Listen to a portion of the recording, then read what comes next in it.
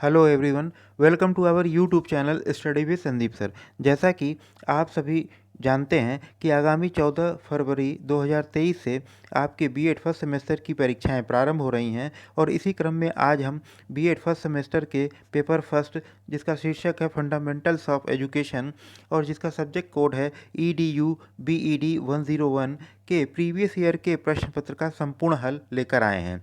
इससे आपको यह समझने में मदद मिलेगी कि आपके प्रश्न पत्र में कैसे प्रश्न पूछे जाते हैं और कैसे आपको अपनी तैयारी जो है करनी है। यदि यह वीडियो आपको अच्छा लगे तो इसको लाइक कीजिएगा, इसको शेयर कीजिएगा और यदि आप हमारे चैनल पर नए हैं तो चैनल को सब्सक्राइब करना मत भूलिएगा। तो आइए जो इस प्रश्न पत्र में पूछे गए प्रश्नों को हम एक एक करके देखते हैं और उनके सही उत्तर को जानते हैं। तो इस प्रश्न पत्र में जो है कुल आपसे 40 प्रश्न पूछे गए थे और इसमें से जो पहला प्रश्न है जो आपसे पूछा गया था कि वह है कि कौन सा कार्य विद्यालय के कार्य से सीधे संबंधित नहीं है। ऑप्शन ए दिया है कि बालक का बौद्धिक विकास करना, ये तो विद्यालय का कार्य है। ऑप्शन बी दिया है कि बालक का शारीरिक विकास करना, यह भी विद्यालय के कार्य से संबंधित है। और ऑप्शन सी दिया है कि बालक के लिए निःशुल्क और अनिवार्य शिक्षा की व्यवस्था करना, यह जो है बाल विद्यालय के कार्य से संबंधित नहीं है। ऑप्शन डी दिया है कि नागरिकता के गुणों का विकास करना, यह भी विद्यालय के कार्य से संबंधित है। तो आपसे पूछा गया है कि कौन सा कार्य विद्यालय के कार्य से सीधे संबंधित नहीं है। तो जो विकल्प दिए गए हैं उसमें से जो आपका सही उत्तर होगा वो होगा ऑप्शन सी, बालक के लिए निःशुल्क और अनिवार्य शिक्षा की व्यवस्था करना। यह विद्यालय के कार्य से संबंधित नहीं है सीधे तौर पे। तो प्रश्न संख्या 1 का ऑप्शन सी जो है वह आपका सही उत्तर होगा। अगले प्रश्न को हम देखते हैं जिसमें आपसे पूछा गया था इसमें कि माध्यमिक शिक्षा की निम्न में से कौन समस्या है। तो जो ऑप्शन दिए गए हैं उसमें ऑप्शन ए दिया है कि उद्देश्यहीनता, पर्पजलेसनेस, और ऑप्शन बी दिया है कि अपव्यय और अवरोधन, wastage and blockage. Option C दिया है एक रूपता का अभाव, लैक ऑफ यूनिफॉर्मिटी, और ऑप्शन डी दिया है ऑल द एबव, उपरोक्त सभी। तो इसमें से जो आपका सही उत्तर होगा वो होगा उपरोक्त सभी। कि माध्यमिक शिक्षा की जो समस्या है वो उद्देश्यहीनता भी है, अपव्यय और अवरोधन की भी समस्या माध्यमिक शिक्षा की है, और एक रूपता का जो है अभाव पाया जाता है। तो इस प्रश्न पत्र का जो सही उत्तर हो जाएगा प्रश्न संख्या 2 का वो होगा ऑप्शन डी, उपरोक्त सभी। अगला प्रश्न हम देखते हैं प्रश्न संख्या 3, जिसमें पूछा गया है कि राष्ट्रीय शैक्षिक अनुसंधान एवं प्रशिक्षण परिषद का उद्देश्य क्या नहीं है। तो जो 4 ऑप्शन इसमें दिए गए हैं वह है ऑप्शन ए, शिक्षा के समस्त क्षेत्रों में अनुसंधान कार्य करने तथा उसकी प्रगति और समन्वय के प्रयास, यह राष्ट्रीय शैक्षिक अनुसंधान एवं प्रशिक्षण परिषद का उद्देश्य है। ऑप्शन बी दिया है कि राष्ट्रीय शिक्षा संस्थान की स्थापना एवं संचालन, यह भी जो है इसका उद्देश्य है। और ऑप्शन सी दिया है कि उच्च शिक्षा की संस्थानों को अनुदान प्रदान करना, यह जो है राष्ट्रीय शैक्षिक अनुसंधान एवं प्रशिक्षण परिषद का उद्देश्य नहीं है। और ऑप्शन डी दिया है कि क्षेत्रीय शिक्षा कॉलेजों की स्थापना करना, यह भी जो है उद्देश्य NCERT का है। तो जो आपसे पूछा गया है कि NCERT के जो उद्देश्य क्या नहीं है, तो आपका जो सही उत्तर हो जाएगा वो हो जाएगा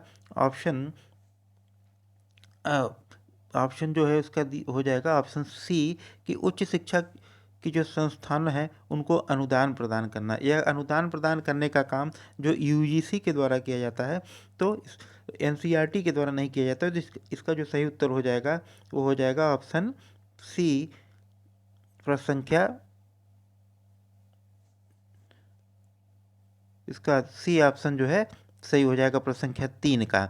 और आपको अपने परीक्षा की तैयारी करते समय जैसे इस प्रश्न में ये पूछ लिया कि NCERT का जो है क्या उद्देश्य नहीं है, तो आपको यह भी जानना चाहिए कि NCERT की स्थापना कब की गई है। तो ये प्रश्न भी आपसे पूछा जा सकता है, या जो इसका फुल फॉर्म NCERT का क्या है, इस प्रकार के प्रश्न भी आपके प्रश्न पत्र में आ सकते हैं। अब हम अगले प्रश्न को देखते हैं प्रश्न संख्या 4, जिसमें आपसे पूछा गया है कि मुख्य रूप से शिक्षा के अभिकरण कितने प्रकार के होते हैं? तो प्रश्न संख्या 4 में जो ऑप्शन दिए गए हैं उसमें ऑप्शन ए है 2, ऑप्शन बी है 3, ऑप्शन सी है 4 और ऑप्शन डी है 5। तो शिक्षा के जो अभिकरण मुख्य रूप से 3 प्रकार के होते हैं, एक औपचारिक, एक अनौपचारिक, एक निरौपचारिक, फॉर्मल, इनफॉर्मल और नॉन फॉर्मल। ये 3 प्रकार के एजेंसीज हैं एजुकेशन के। तो इस प्रश्न पत्र के में जो चौथा प्रश्न पूछा गया है उसका जो सही उत्तर होगा वो होगा ऑप्शन बी 3। अगले प्रश्न को हम देखते हैं जिसमें पूछा गया है कि कौन सी विशेषता शिक्षा के औपचारिक अभिकरण की विशेषता नहीं है। तो जो ऑप्शन आपको दिए गए हैं उसमें ऑप्शन ए है कि ये अभिकरण व्यक्ति के ऊपर जीवन पर्यंत शैक्षिक प्रभाव डालते रहते हैं। ऑप्शन बी दिया है कि इसका प्रमुख उद्देश्य व्यक्ति को शिक्षा देना होता है। ऑप्शन सी है कि इस प्रकार की शिक्षा नियमित, सुसंगठित और व्यवस्थित होती है। और ऑप्शन डी दिया है कि उपरोक्त में से कोई नहीं। तो जो औपचारिक शिक्षा के अभिकरण है, जैसे आपके विद्यालय है, महाविद्यालय है, विश्वविद्यालय है, तो इसका क्या है, इसका जो प्रभाव है वह इस अभिकरण का व्यक्ति के ऊपर जो है जीवन पर्यंत नहीं होता। वो शिक्षा होती है अनौपचारिक शिक्षा जिसका प्रभाव व्यक्ति के ऊपर जीवन पर्यंत होता है। तो यही ऑप्शन जो है आपका सही होगा, क्योंकि इसमें आपसे पूछा गया है कि कौन सी विशेषता शिक्षा के औपचारिक अभिकरण की विशेषता नहीं है, तो नहीं पूछा गया है। तो प्रश्न संख्या 5 का ऑप्शन ए आपका जो है वह सही होगा, क्योंकि बाकी जो ऑप्शन है वो उसके अभिकरण की विशेषता है औपचारिक अभिकरण की शिक्षा की, क्योंकि उसका उद्देश्य जो है व्यक्ति को शिक्षा देना होता है। इस प्रकार की शिक्षा नियमित, सुसंगठित और व्यवस्थित भी होती है। तो प्रश्न संख्या 5 का ऑप्शन है आपका सही उत्तर होगा। अगले प्रश्न की ओर हम चलते हैं, प्रश्न संख्या 6, जिसमें ये पूछा गया है कि कौन सी विशेषता शिक्षा के अनौपचारिक अभिकरण की नहीं है। अब देखिए, अभी ऊपर पूछा था आपके प्रश्न संख्या 5 में कि कौन सी विशेषता औपचारिक शिक्षा के अभिकरण की नहीं है, और यहाँ पूछा कि कौन सी जो विशेषता है वो अनौपचारिक अभिकरण की नहीं है। तो जिसमें ऑप्शन जो पहला दिया गया ऑप्शन ए कि इसके द्वारा मिलने वाली शिक्षा व्यापक और अनौपचारिक होती है, ये तो सही है। इसका जो है इसकी विशेषता अनौपचारिक अभिकरण की है। दूसरा ऑप्शन जो ऑप्शन बी दिया है कि इनका व्यक्तित्व निर्माण, चारित्रिक विकास और सामाजिकरण करने में महत्वपूर्ण योगदान होता है, यह भी इसकी विशेषता है। ऑप्शन सी दिया है कि इस अभिकरण से प्राप्त जो है शिक्षा पुस्तकीय और अव्यवहारिक होती है, यह जो है विशेषता अनौपचारिक शिक्षा के अभिकरण की नहीं है। तो आपके प्रश्न संख्या जो है 6 है उसमें जो आपसे पूछा गया है कि कौन सी विशेषता शिक्षा के अनौपचारिक अभिकरण की विशेषता नहीं है, तो इसका जो सही उत्तर है वह हो जाएगा ऑप्शन सी। क्योंकि इस प्रकार के जो अभिकरण हैं, जैसे कि परिवार है, समुदाय है, आपके खेलकूद के साथियों का है, पड़ोस का है, कहीं भी है, मंदिर मस्जिद जो भी है, अनौपचारिक शिक्षा के जो अभिकरण हैं वो इसमें जो शिक्षा प्राप्त होती है वो पुस्तकीय और व्यवस्थित नहीं होती है। तो प्रश्न संख्या 6 का ऑप्शन सी जो है आपका सही उत्तर होगा। अगले प्रश्न को हम देखते हैं, प्रश्न संख्या 7, जिसमें पूछा गया है कि पत्राचार और दूरस्थ शिक्षा के केंद्र और संस्थाएं किस प्रकार के शिक्षा अभिकरण के उदाहरण हैं। जो इसमें देखिए एजेंसी से, एजुकेशन की जो एजेंसी हैं, औपचारिक, अनौपचारिक और निरौपचारिक, इससे प्रश्न जो है पूछ लिया सभी से। ये पूछा है कि इसमें आपकी पत्राचार और डिस्टेंस एजुकेशन जो है के केंद्र होते हैं वो किस प्रकार के शिक्षा के अभिकरण के उदाहरण हैं। ऑप्शन ए दिया है कि औपचारिक अभिकरण के, ऑप्शन बी दिया है कि अनौपचारिक अभिकरण के, ऑप्शन सी दिया है कि निरौपचारिक अभिकरण के, और ऑप्शन डी दिया है संस्थागत अभिकरण। तो इस प्रश्न का जो सही उत्तर होगा वो होगा ऑप्शन सी, निरौपचारिक अभिकरण। नॉन फॉर्मल एजेंसी, पत्राचार और दूरस्थ शिक्षा के जो केंद्र होते हैं वो नॉन फॉर्मल एजेंसी के एग्जाम्पल हैं। तो प्रश्न संख्या 7 का ऑप्शन सी जो है वह आपका सही उत्तर होगा। अगले प्रश्न की ओर हम चलते हैं, प्रश्न संख्या 8। इसमें जो पूछा गया है कि शिक्षा क्या है, what is education. Option A दिया है कि शिक्षा एक वस्तु है, ऑप्शन बी दिया है कि शिक्षा एक व्यवस्था है, ऑप्शन सी दिया है कि शिक्षा एक पुस्तक है, और ऑप्शन डी दिया है कि शिक्षा ज्ञान तथा अनुभव है। Education is knowledge and experience. तो शिक्षा क्या है, शिक्षा नॉलेज भी है और एक्सपीरियंस भी है।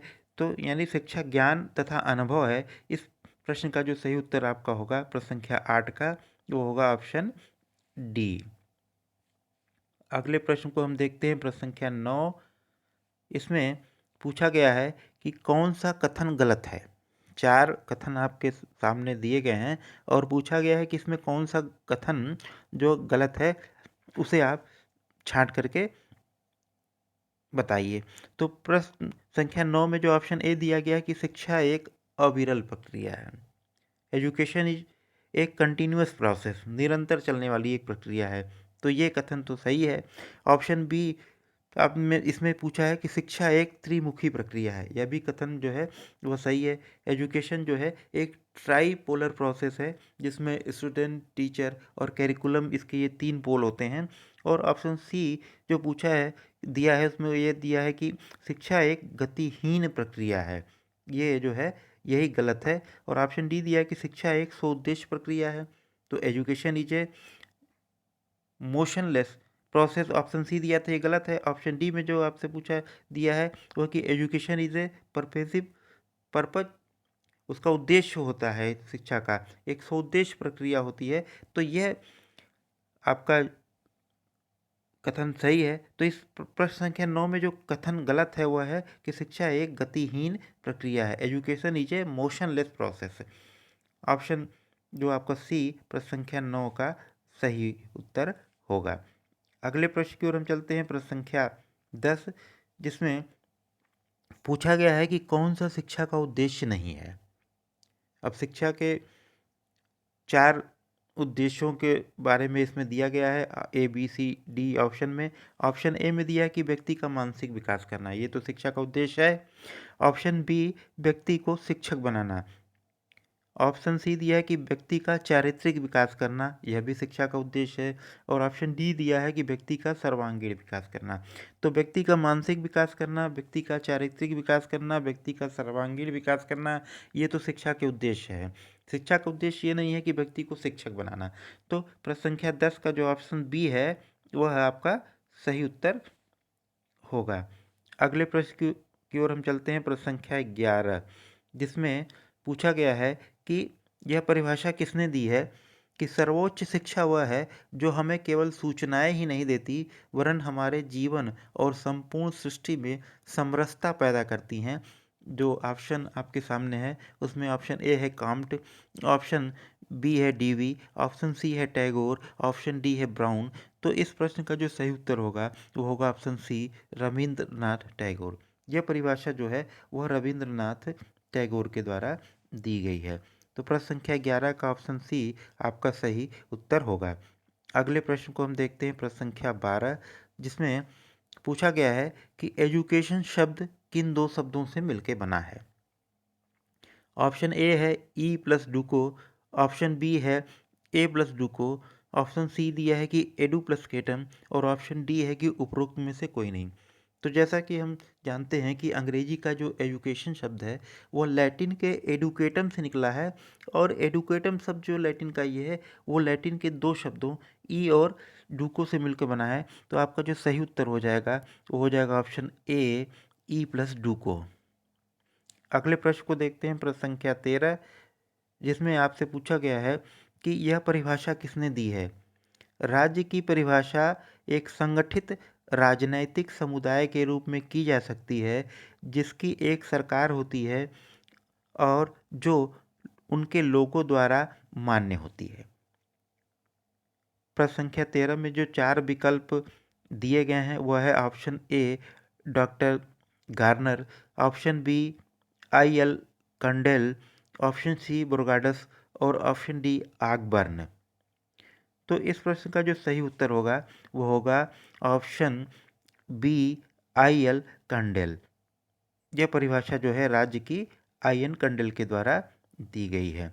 अगले प्रश्न को हम देखते हैं, प्रश्न संख्या 14। इसमें पूछा गया है कि एजुकेशन शब्द की व्युत्पत्ति लैटिन भाषा के किस शब्द से हुई है। 4 ऑप्शन आपके सामने है। उसमें ऑप्शन ए है एजुकेटम, ऑप्शन बी है एजुकेटन, ऑप्शन सी है एजुकेशन, ऑप्शन डी है उपरोक्त में से कोई नहीं।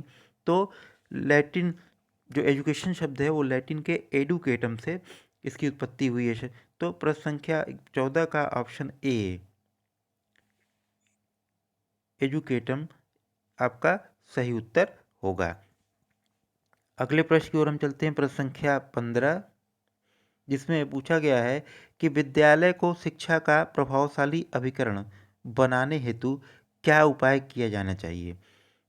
ऑप्शन ए दिया है कि समाज और समुदाय का सहयोग, और ऑप्शन बी दिया है लोकतांत्रिक वातावरण, ऑप्शन सी दिया है कि उपरोक्त दोनों, और ऑप्शन डी दिया है कि उपरोक्त में से कोई नहीं। तो विद्यालय को शिक्षा का प्रभावशाली अभिकरण इफेक्टिव एजेंसी बनाने के लिए जो है समाज और समुदाय का सहयोग भी चाहिए और वहाँ पे लोकतांत्रिक वातावरण भी होना चाहिए। तो इस प्रश्न का जो सही उत्तर हो जाएगा वो हो जाएगा ऑप्शन सी उपरोक्त दोनों। अगले प्रश्न को हम देखते हैं, प्रश्न संख्या 16। इसमें पूछा गया है कि शिक्षा का संकुचित अर्थ क्या है। ऑप्शन ए है कि शिक्षा का अभिप्राय जीवन में प्राप्त अनुभव से है। ऑप्शन बी है कि शिक्षा का अभिप्राय स्कूली या विद्यालयी शिक्षा से है। ऑप्शन सी दिया है कि शिक्षा का अभिप्राय घर में प्राप्त शिक्षा से है, और ऑप्शन डी दिया है कि उपरोक्त में से कोई नहीं। तो शिक्षा का जो संकुचित अर्थ होता है उसमें हम ये कहते हैं कि शिक्षा का संकुचित अर्थ है कि जो हमें विद्यालय से या स्कूल से जो प्राप्त होने वाली शिक्षा है उसको हम संकुचित शिक्षा के अर्थ के अंतर्गत सम्मिलित करते हैं, और जो परिवार, समुदाय और अन्य प्रकार की जो संस्थाएं हमारी हैं, सामाजिक, आर्थिक, राजनीतिक, वहाँ से जो हम प्राप्त करते हैं या कहीं से भी जो चलते फिरते कहीं से भी हमको शिक्षा मिल जाती है वो अनौपचारिक या व्यापक शिक्षा के अर्थ के अंतर्गत आता है। तो प्रश्न संख्या 16 का जो है वह सही उत्तर होगा कि शिक्षा का संकुचित अर्थ क्या है, वह शिक्षा का अभिप्राय स्कूली या विद्यालयी शिक्षा से है। ऑप्शन बी प्रश्न संख्या 16 का सही उत्तर होगा। यही शिक्षा के संकुचित अर्थ के अंतर्गत आता है। अगले प्रश्न को हम देखते हैं, प्रश्न संख्या 17। इसमें आपसे पूछा गया है कि शिक्षा शास्त्र की प्रकृति क्या है। What is the nature of education. Option A दिया है कि शिक्षा शास्त्र कला है, ऑप्शन बी है कि शिक्षा शास्त्र विज्ञान है, और ऑप्शन सी है कि शिक्षा शास्त्र कला और विज्ञान दोनों है, ऑप्शन डी दिया है कि उपरोक्त में से कोई नहीं। तो आपका जो सही उत्तर होगा वो होगा शिक्षा शास्त्र की प्रकृति शिक्षा शास्त्र कला और विज्ञान दोनों है। प्रश्न संख्या 17 का ऑप्शन सी जो है आपका सही उत्तर होगा। अगले प्रश्न की ओर हम चलते हैं, प्रश्न संख्या 18। इसमें आपसे पूछा गया है कि औपचारिक शिक्षा में शिक्षा के किस अर्थ को लिया जाता है। औपचारिक शिक्षा में शिक्षा के किस अर्थ को लिया जाता है। तो इसमें जो है हमने आपको बताया कि औपचारिक शिक्षा कौन है, जिसे हम विद्यालय, कॉलेज, महाविद्यालय से, विश्वविद्यालय से प्राप्त करते हैं। तो इसमें हम लोग शिक्षा के संकुचित अर्थ को लेते हैं। तो प्रश्न संख्या 18 का जो सही उत्तर होगा वो होगा ऑप्शन ए संकुचित अर्थ को। प्रश्न संख्या 19 को हम देखते हैं। इसमें आपसे पूछा गया है कि औपचारिक और निरौपचारिक शिक्षा भिन्न है। औपचारिक शिक्षा और निरौपचारिक शिक्षा में फॉर्मल और नॉन फॉर्मल एजुकेशन में क्या डिफरेंस है। तो औपचारिक शिक्षा जो होती है उसमें समय, स्थान, पाठ्यक्रम, उसका उद्देश्य, उसकी विधियाँ, सब कुछ जो है पूर्व निर्धारित होती है। निरौपचारिक में भी जो है उसका पाठ्यक्रम होता है, लेकिन समय, स्थान ये सब निर्धारित नहीं होता, उसमें कुछ लचीलापन पाया जाता है। तो इसमें आपसे पूछा है कि औपचारिक और निरौपचारिक शिक्षा में क्या डिफरेंस है। जो 4 ऑप्शन दिए गए हैं उसमें से ऑप्शन ए है पाठ्यक्रम में, तो पाठ्यक्रम दोनों में होता है, पाठचर्या, और ऑप्शन बी है उद्देश्य में, उद्देश्य दोनों का होता है। ऑप्शन सी है मूल्यांकन में, मूल्यांकन दोनों में किया जाता है। ऑप्शन डी है वो विधियों में। तो प्रश्न संख्या 19 का जो आपका सही उत्तर होगा वो होगा ऑप्शन डी, विधियों में। औपचारिक और निरौपचारिक, इस प्रकार की जो शिक्षा है उसमें जो अंतर होगा वो विधियों का होता है। अगले प्रश्न को हम देखते हैं, प्रश्न संख्या 20। इसमें पूछा गया है कि निरौपचारिक शिक्षा का उद्देश्य क्या है। नॉन फॉर्मल एजुकेशन के बारे में देखिए यहाँ पूछ लिया है। आपने अपने प्रश्न पत्र को अभी तक जितने भी प्रश्न पूछे गए देखिए, इसमें शिक्षा के जो प्रकार हैं कि औपचारिक, अनौपचारिक, निरौपचारिक और शिक्षा का संकुचित और व्यापक अर्थ, इससे जो है काफ़ी प्रश्न आपके पूछे गए हैं। तो प्रश्न संख्या 20 में आपसे पूछा गया है कि निरौपचारिक शिक्षा का उद्देश्य है। ऑप्शन ए दिया है कि शिक्षा की सर्व सुलभता को बढ़ाना, और ऑप्शन बी दिया है कि कमजोर वर्ग के जीवन स्तर को बढ़ाना। ऑप्शन सी है कि उपरोक्त दोनों, और ऑप्शन डी है कि उपरोक्त में से कोई नहीं। तो निरौपचारिक शिक्षा का जो उद्देश्य है वह है कि शिक्षा की सर्व सुलभता को बढ़ाना और कमजोर वर्ग के जीवन स्तर को बढ़ाना। ऑप्शन जो है सी, उपरोक्त दोनों, आपका सही उत्तर हो जाएगा प्रश्न संख्या 20 का। अगले प्रश्न को हम देखते हैं, प्रश्न संख्या 21। इसमें पूछा गया है कि मुक्त विश्वविद्यालय सर्वोत्तम उदाहरण है। Open universities are the best example of formal education, informal education या नॉन फॉर्मल एजुकेशन। तो इसका जो सही उत्तर हो जाएगा वो हो जाएगा ऑप्शन बी, निरौपचारिक, नॉन फॉर्मल। मुक्त विश्वविद्यालय, पत्राचार, ये सब क्या है, नॉन फॉर्मल एजुकेशन के एग्जाम्पल हैं। तो प्रश्न संख्या 21 का ऑप्शन बी आपका जो है वह सही उत्तर हो जाएगा। अगले प्रश्न को हम देखते हैं, प्रश्न संख्या 22। इसमें आपसे पूछा गया है कि किसने कहा है कि शिक्षा पूर्ण जीवन है। Who said education is complete living. 4 option जो आपके सामने है उसमें ऑप्शन ए है कांट, ऑप्शन बी दिया है कि हर्बर्ट स्पेंसर, ऑप्शन जो सी दिया है उसमें पेस्टालॉजी, ऑप्शन डी है प्लेटो। तो ये कथन जो है कि शिक्षा पूर्ण जीवन है, यह हर्बर्ट स्पेंसर का है। तो प्रश्न संख्या 22 का ऑप्शन बी जो है वो आपका सही उत्तर होगा। अगले प्रश्न को देखते हैं, प्रश्न संख्या 23। इसमें आपसे पूछा गया है कि शिक्षा का समाज के प्रति क्या कार्य है। ऑप्शन ए दिया है कि सांस्कृतिक विरासत का संरक्षण करना, प्रिवेंशन, कल्चरल जो भी हेरिटेज है, ये शिक्षा का समाज के प्रति कार्य है। ऑप्शन बी दिया है कि सामाजिक सुधार और प्रगति, सोशल रिफॉर्म एंड प्रोग्रेस, यह भी शिक्षा का समाज के प्रति कार्य है। और ऑप्शन सी दिया है बालक का समाजीकरण, सोशलाइजेशन ऑफ चाइल्ड, यह भी शिक्षा का जो है समाज के प्रति कार्य है। और ऑप्शन डी दिया है कि उपरोक्त सभी। तो आपका जो उत्तर होगा वो होगा ऑप्शन डी, उपरोक्त सभी। समाज के प्रति शिक्षा के ये सभी कार्य हैं। अगले प्रश्न को देखते हैं, प्रश्न संख्या 24। इसमें आपसे यह पूछा गया है इस प्रश्न में कि शिक्षा का व्यक्ति के प्रति कार्य क्या है। ऑप्शन ए दिया है कि आवश्यकताओं की पूर्ति करना, ये शिक्षा का व्यक्ति के प्रति कार्य है। ऑप्शन बी दिया है कि चारित्रिक विकास करना, आपके कैरेक्टर का, बालक के डेवलपमेंट करना, यह भी शिक्षा का व्यक्ति के प्रति कार्य है। ऑप्शन सी दिया है कि अनुभवों का पुनर्गठन करना, यह भी जो है शिक्षा का व्यक्ति के प्रति कार्य है। और ऑप्शन डी दिया है कि उपरोक्त सभी। तो इस प्रश्न का जो सही उत्तर हो जाएगा वो होगा ऑप्शन डी, उपरोक्त सभी। अगले प्रश्न को हम देखते हैं, प्रश्न संख्या 25।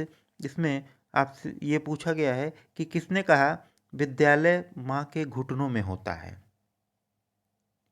Who said the school is in the mother's knee, ये किसका कथन है।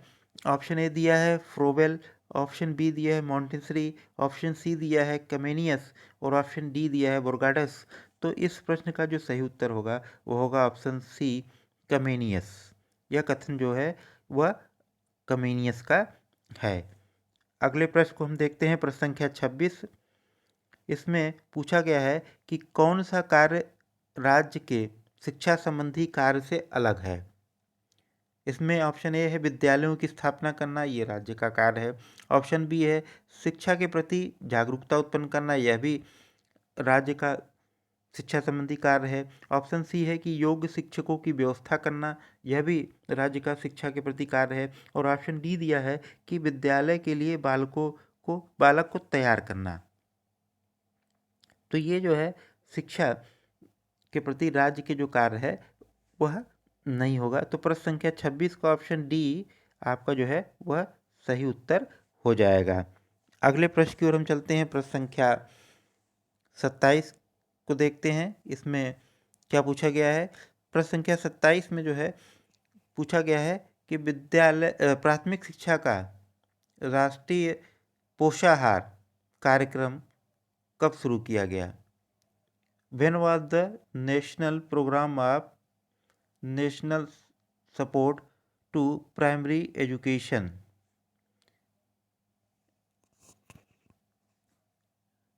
नहीं, इस प्रश्न में इसमें यह पूछा गया है कि पोषाहार, प्राथमिक शिक्षा का राष्ट्रीय पोषाहार कार्यक्रम, national programme of nutritional support to primary education started. तो इस जो प्रश्न में 4 ऑप्शन दिए गए हैं कि 1990 में, 1995 में, 2000 में और 2006 में। प्रश्न संख्या 27 में जो 4 विकल्प आपके दिए गए हैं उसमें से आपका जो सही उत्तर होगा वो होगा ऑप्शन बी 1995 में। प्रश्न संख्या जो 27 का ऑप्शन बी आपका सही उत्तर होगा। आगे हम देखते हैं प्रश्न संख्या 28। इसमें पूछा गया है कि सर्व शिक्षा अभियान की शुरुआत किस सन में हुई थी। इन विच ईयर सर्व शिक्षा अभियान वाज स्टार्टेड। इस प्रश्न का जो सही उत्तर होगा, जो 4 ऑप्शन आपके सामने दिए गए हैं उसमें से वो होगा ऑप्शन डी 2001 में। सर्व शिक्षा अभियान जो है वह 2001 में प्रारंभ किया गया था। प्रश्न संख्या 28 का ऑप्शन डी सही होगा। अगले प्रश्न को हम देखते हैं। प्रश्न संख्या 29। इसमें पूछा गया है कि भारत में मोटे रूप से कितने प्रकार की प्रारंभिक शिक्षा संस्थाएं पाई जाती हैं। ऑप्शन ये दिया है ए राजकीय मान्यता प्राप्त, ऑप्शन बी है मान्यता एवं सहायता प्राप्त, ऑप्शन सी दिया है गैर मान्यता और गैर सहायता प्राप्त संस्थाएं, और ऑप्शन डी दिया है कि उपरोक्त सभी। तो इसका जो सही उत्तर होगा वो होगा उपरोक्त सभी। भारत में जो है ये तीनों प्रकार की संस्थाएं आपको देखने को मिलती हैं प्राथमिक शिक्षा के क्षेत्र में। तो अगले प्रश्न को हम देखते हैं। प्रश्न संख्या 30। इसमें पूछा गया है कि भारतवर्ष में माध्यमिक शिक्षा प्राप्त करने वाले विद्यार्थियों की आयु होती है। ऑप्शन ए दिया है कि 14 से 20 वर्ष, ऑप्शन बी दिया है 16 से 8 वर्ष, ऑप्शन सी दिया है कि 14 से 18 वर्ष, और ऑप्शन सी डी दिया है 13 से 17 वर्ष। तो इस प्रश्न का जो सही उत्तर होगा वह होगा ऑप्शन सी 14 से 18 वर्ष। भारत में जो माध्यमिक शिक्षा प्राप्त करने वाले विद्यार्थी हैं उनकी आयु लगभग 14 से 18 वर्ष के बीच में होती है। अगले प्रश्न को हम देखते हैं। प्रश्न संख्या 31। इसमें पूछा गया है कि माध्यमिक शिक्षा के लिए निर्धारित मानकों को लागू करने वाली संस्था है। ऑप्शन ए है NCERT, ऑप्शन बी दिया है NCP, और ऑप्शन सी दिया है ETS, ऑप्शन डी दिया है NLM। तो आपका जो सही उत्तर होगा प्रश्न संख्या 31 का वो होगा NCERT, ऑप्शन ए। माध्यमिक शिक्षा के लिए जो मानक निर्धारित करती है या लागू करने वाली जो संस्था है वह है NCERT। प्रश्न संख्या 31 का ऑप्शन ए आपका सही उत्तर होगा। अगले प्रश्न को हम देखते हैं। प्रश्न संख्या 32। इसमें पूछा गया है कि शिक्षक शिक्षा को शिक्षा के विकास की कुंजी मानना चाहिए, यह कथन किस आयोग का है। ऑप्शन ए है कोठारी आयोग, ऑप्शन बी है माध्यमिक शिक्षा आयोग, ऑप्शन सी है विश्वविद्यालय शिक्षा आयोग, ऑप्शन डी है कि उपरोक्त में से कोई नहीं। तो यह मानना कि शिक्षक शिक्षा को शिक्षा के विकास की कुंजी मानना चाहिए, यह मानना कोठारी आयोग का है। तो प्रश्न संख्या 32 का ऑप्शन ए आपका सही उत्तर होगा। अगले प्रश्न को हम देखते हैं। प्रश्न संख्या 33। इसमें आपसे पूछा गया है कि राष्ट्रीय शिक्षक परिषद का कार्य क्या नहीं है। एनसीटीई के बारे में इसमें आपसे पूछा गया है। ऑप्शन ए दिया है कि महाविद्यालयों को मान्यता प्रदान करना। ऑप्शन बी दिया है कि प्रशिक्षण संस्थाओं के मानदंड एवं स्तर का निर्धारण करना, यह भी उसका कार्य है।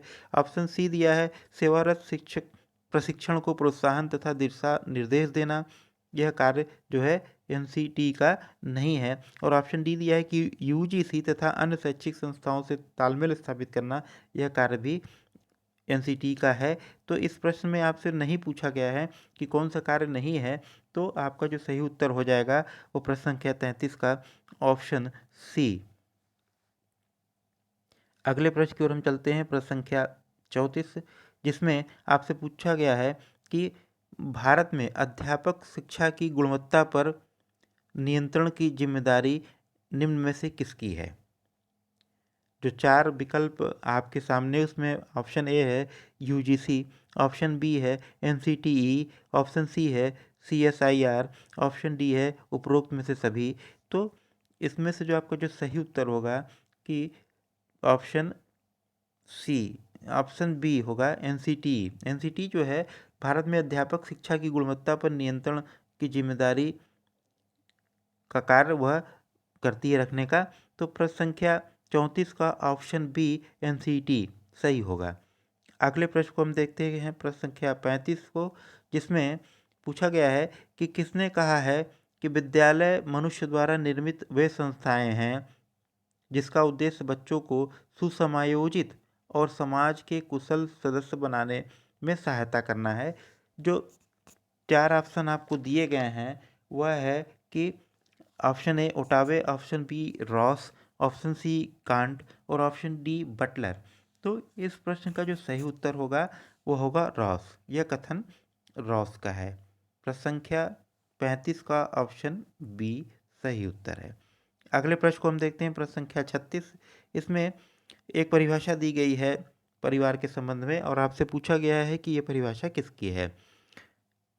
परिवार एक ऐसा समूह है जो पर्याप्त रूप से निश्चित लैंगिक संबंध पर आधारित है और जो इतना स्थायी होता है कि उसके द्वारा बच्चों के जन्म व पालन पोषण की व्यवस्थाएं हो जाती हैं।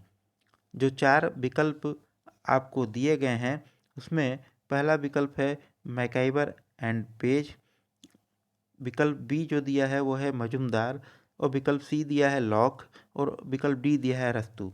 तो इसमें से जो सही उत्तर होगा वो होगा ऑप्शन ए मैकाइवर एवं पेज।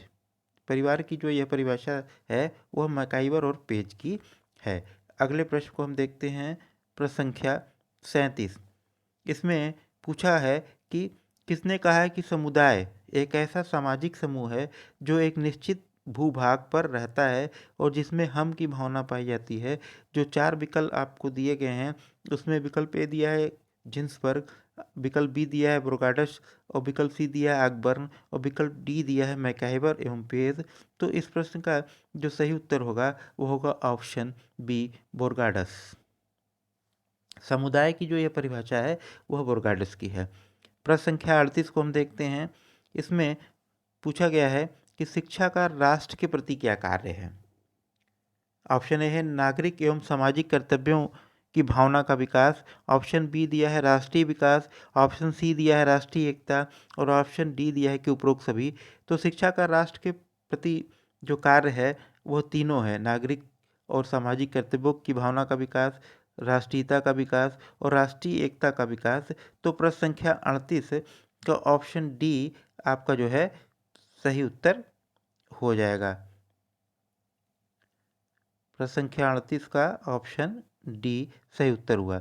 अब हम प्रश्न संख्या 39 को देखते हैं, जिसमें पूछा गया है कि शिक्षा के अनौपचारिक साधन का उदाहरण है। तो शिक्षा के अनौपचारिक साधन में हमने आपको अभी बताया कि परिवार है, समुदाय है, राजनीतिक संस्था, धार्मिक संस्थाएं, सांस्कृतिक संस्थाएं, ये सब क्या है, शिक्षा के अनौपचारिक साधन है। तो प्रश्न में ऑप्शन ए दिया है विद्यालय, ये तो औपचारिक साधन है, ऑप्शन बी दिया है परिवार, और ऑप्शन सी दिया है विश्वविद्यालय, ऑप्शन डी है पुस्तकालय। तो विद्यालय, विश्वविद्यालय, पुस्तकालय, ये सब कैसे हैं, शिक्षा के औपचारिक साधन है। परिवार जो है शिक्षा का अनौपचारिक साधन है। तो प्रश्न संख्या 39 का ऑप्शन बी आपका जो है वह सही उत्तर होगा। अगले प्रश्न को हम देखते हैं, प्रश्न संख्या 40, जो इस प्रश्न पत्र का अंतिम प्रश्न है। उसमें पूछा है कि किसने कहा है कि शिक्षा के कार्यों को पूरा करने के लिए समाज ने कुछ विशिष्ट संस्थाओं को जन्म दिया है। इन्हीं संस्थाओं को शिक्षा के अभिकरण कहा जाता है। यह परिभाषा किसकी है?